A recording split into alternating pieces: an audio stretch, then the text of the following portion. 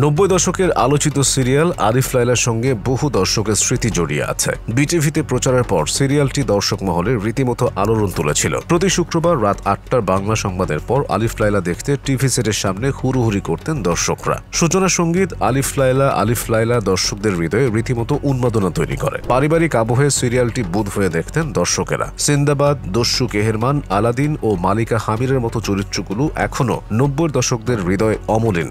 সিন্দাবাদ, দস্যু কেহেরমান, Aladdin ও মালিকা হামিরের মতো চরিত্রগুলো এখনও 90 দর্শকদের হৃদয়ে অমলিন। প্রাপ্তবয়স্কদের পাশাপাশি শিশু কিশোরদের জীবনেও সিরিয়ালটি ব্যাপকভাবে প্রভাব ফেলেছিল। খেলার ছলে দস্যু কেহেরমানের মতো একচোখা চশমা বানানোর চল ছিল। সিন্দাবাদের সোলেমানি তরবারি নিয়ে কিশোরদের আলাদা আগ্রহ ছিল। সে সময় মালিকা হামিরের বিচ্ছু আক্রমের আদলে খেলনা বিক্রির ধুম পড়েছিল। ৮০ ও 90 দশকে the sword of Tipu Sultan, the adventures of Sinbad, the new adventures of Robin Hood সহ বেশ কয়েকটি সিরিয়াল বিটিভিতে প্রচার হয়েছিল। ৮০ দশকে বেশ কয়েকটি ইংরেজি সিরিয়াল বিটিভিতে অরিজিনাল ভাষায় প্রচার করা হতো। তবে আলিফ লায়লা বাংলা ভাষায় ডাব করে প্রচার করা হয়েছিল। বলা হয় এটি বিটিভিতে বাংলা ভাষায় প্রচারিত প্রথম কোনো বিদেশি সিরিয়াল। আরব্য রজনীর আলাদিনের আশ্চর্য প্রদীপ, আলিবাবা ও ৪০ চোর, নাবিক সিন্দাবাদের গল্প সহ বেশ কয়েকটি গল্প অবলম্বনে হিন্দি ভাষায় আলিফ লায়লা বানিয়েছে ভারতীয় প্রযোজনা সংস্থা সাগর এন্টারটেইনমেন্ট লিমিটেড। সুভাষ সাগরের প্রযোজনায় আলিফ লায়লা নির্মাণ করেছেন অমৃত সাগর এবং শক্তি সাগর। সিরিয়ালটি ১৯৯৪ সালের ২৪ ফেব্রুয়ারি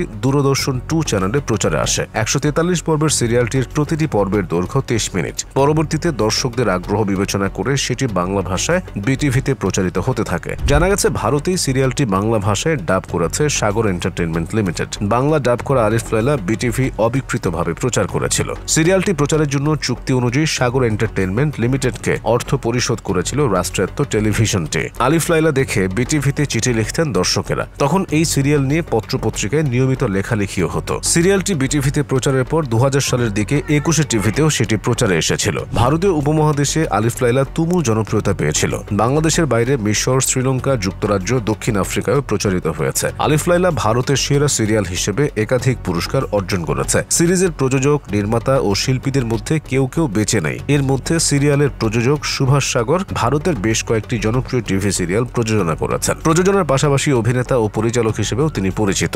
২০০৯ সালে ৭২ বছর বয়সে মারা যান সুভাষ সাগর। বাদশাহ শাহরিয়ারের ভূমিকায় দেখা গেছে পাঞ্জাবের অভিনেতা গিরিজা শঙ্করকে, যিনি এই সিরিয়ালে অভিনয়ের আগে মহাভারত সিরিয়ালে অভিনয় করে ভারত জুড়ে পরিচিতি পেয়েছিলেন। অভিনয়ের পাশাপাশি প্রযোজক ও পরিচালক হিসেবেও পরিচিতি রয়েছে তার। বাদশাহ শাহরিয়ারের স্ত্রী শেহেরজাদের চরিত্রে অভিনয় করেছেন ভারতীয় অভিনেত্রী দামিনী কানওয়াল শেঠে। শতাধিক টিভি সিরিয়ালের এই অভিনেত্রী চিত্রনাট্যকার ও প্রযোজনায়ও যুক্ত আছেন। আলাদিনের চরিত্রে অভিনয় করেছেন অভিনেতা নবদীপ সিং। অভিনয়ের পাশাপাশি পরিচালক, প্রযোজক ও সঙ্গীত পরিচালক হিসেবেও পরিচিত তিনি। সিন্দাবাদ চরিত্রে অভিনয় করেছেন ভারতীয় অভিনেতা শাহনেওয়াজ প্রধান। ২০২৩ সালের ফেব্রুয়ারিতে মারা গেছেন তিনি।